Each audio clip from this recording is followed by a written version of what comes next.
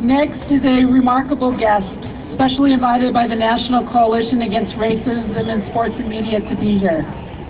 Dick Gregory began his career as a comedian in the 1950s, and in the 1960s, he broke the color barrier and soon expanded his work to include social criticism and civil rights activism. Named by Comedy Central as one of the 100 greatest stand-ups of all time, Dick Gregory also knows that some issues are no joke. Please put your hands together for Dick Gregory.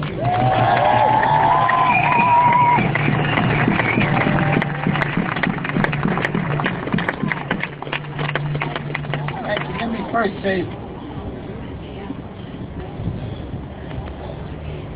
thanks to the universal God that I'm here talking to folks who know you universal.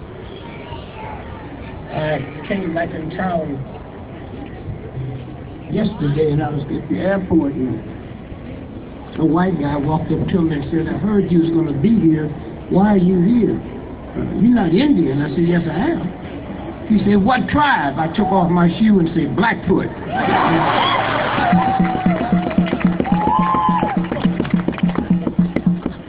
It is so nice to be sitting here talking to the original landlord.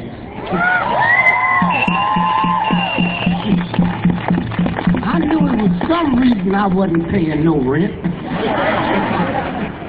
But I want you to know I'm 82 years old, so I've been here a long time. Somebody said, how does it feel to be, my grandchild said, how does it feel being 82 years old? I said, it feel good. I'm 82, my wife's 75, we don't have a prescription between the two of us. I said, but the real thing, sometimes you lose your memory when you get this age, huh? But there's nothing wrong with that. Now I can hide my own Easter eggs. I get up every day and meet people who think I know them, and I know they're strangers. But let me just say this to you. I've been in a lot of crowds fighting for human dignity. Sometimes you get depressed. Sometimes you get depressed. But we want them all.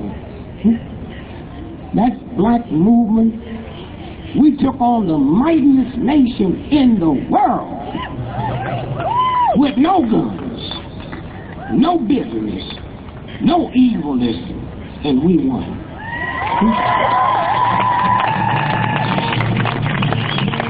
And let me say to that little pimp punk Snyder. You know why I'm glad he's here today? Because if he go back and spend some of that thug money and get him a researcher and say, pick today's date and how many times have the weather been like this? So you messing with some folks can change the weather, boy.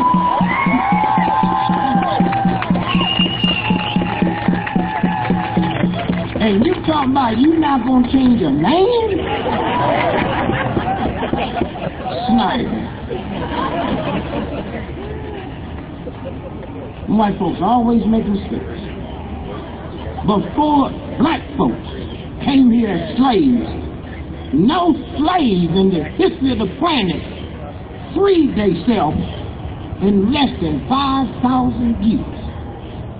Black folks, they couldn't keep us in bondage 300 years, so that dumb white boy came to Africa and thought he was stealing a worker. He was stealing a scientist. I built the pyramid, boy.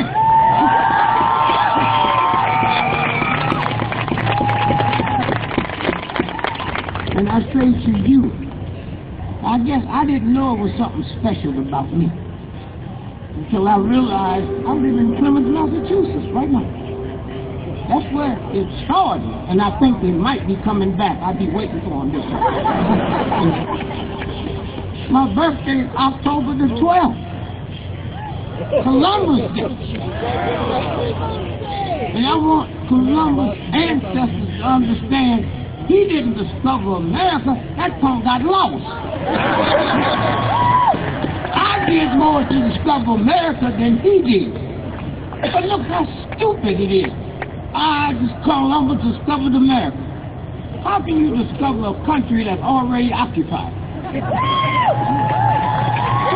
Can I go to the parking lot today and discover your car with you in it? So they've been living in this lie for so long, but it's about to come to an end. So don't let nobody assume and make you think that you're insignificant. Don't think you're insignificant because that punk white boy brought some neighbors. Now, they're real Indians he brought to the game a couple of weeks ago. They can't help him. Snyder, if you want to be with the real native man, you should be here. Them folks you had at the game and they in this makeup, they can't determine change it. They could have changed the name. We will change that thing. Those of you that's out here will change that name. And don't got nothing to do with his power and his money. If you think power and money make a difference, ask Hitler what happened to him. Ask Napoleon what happened to him. It's not about that. Somewhere, when you understand, my oldest brother, he wanted to be white so bad. He thought that was the real way. He went to all the schools, ended up with about $10 million. He moved out to L.A. Moved where the rich white folks lived. L.A. Got him a Japanese gardener. He didn't even have no trees. Got him a Mexican nanny. And one day, when the Mexican nannies went on strike about 8 years ago, he had to stay home with the rest of them rich folks to take care of their children, because the nanny said, we won't be there today. And that helped my brother, because until he stayed home with his children, that's the first time he realized they didn't speak English.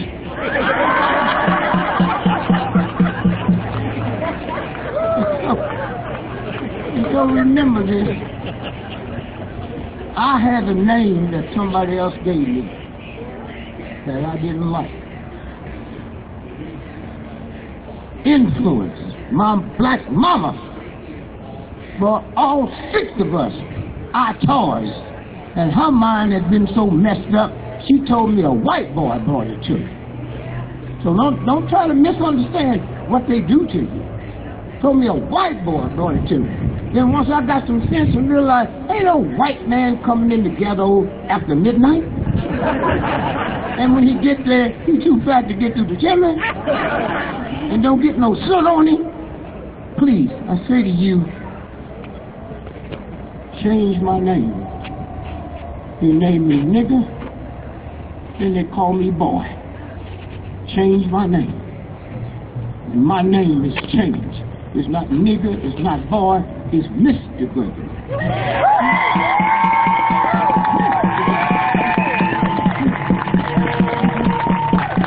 I had 10 children, and one of my girls, I named her Miss Gregory.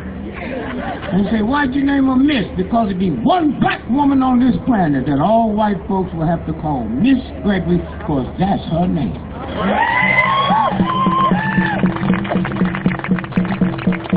So we went from nigger to boy to Mr.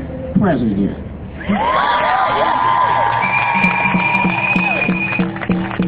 So as you move out of here, this movement, your time will come. This year. One day it will be Mr. or Mrs. And you have to tell what tribe you're from. You be there. The door's already open. Understand that. And so I leave you today and say thank you. I saw something happening that I'd been missing. And Marlon Brando called me one day in the 60s and said, I need to get out to the reservation in Tacoma, Washington. I'm supposed to be there. He said, but I'm coming late. Would you go? And I went, and my life changed. They put me in jail 9 months, run 9 times consecutive. I said, is that all y'all can do? You ain't got no more power than that. This white boy have no power. The power comes from out there. Huh? The sun represents light and the moon represents dark. Snyder and them chumps, they darkness. The CIA, the FBI, the mighty army is darkness. Dark has never won out over light. And the only reason the CIA and the FBI and them thugs can carry the power they have is called light. Start getting scared of darkness. I beg you, never be scared of darkness. And somewhere, when you understand who you are and why we are here, and I just say thank God for you and all the followers and all the people that understand what's going to happen. Snyder, he's here today. Count and see how many bodyguards he brings with him. Then count us and see how many bodyguards we bring with him. Right don't need to be guarded by darkness. I love you. God bless you.